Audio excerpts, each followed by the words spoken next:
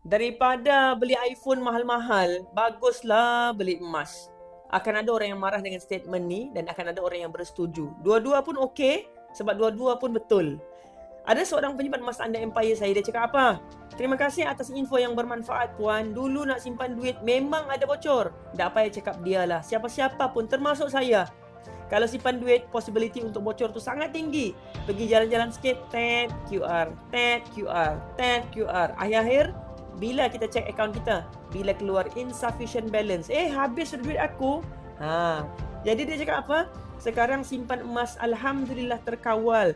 Dan saya fikir lebih baik bayar untuk aset daripada bayar bulanan kehendak seperti beli brand iPhone baru. Bayar 600 sebulan. Jadi ada orang handphone dia masih bagus lagi.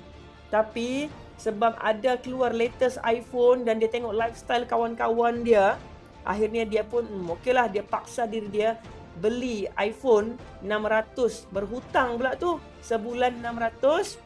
Sedangkan kalau dia beli emas 600, dia buat EPP, menabung bulanan selama 10 bulan, dia boleh dapat untuk harga hari ni sekitar 3 keping 1 dinar macam ni, yang mana nilai 1 dinar ni akan meningkat daripada semasa ke semasa.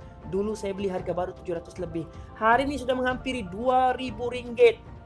Itulah bezanya kalau ada ilmu. Sebab itu saya selalu sebut, bukan emas yang menjadikan kita kaya, tapi ilmu. So anda follow saya untuk lebih banyak lagi kisah inspirasi kejayaan penyimpan emas Anda Empire saya, dan juga ilmu dalam emas dan kewangan. Kalau mau bermula, tekan link dekat bio atau pergi sebeg biru. Nanti saya guide dan masukkan anda dalam support group aktif saya. Follow for more tips.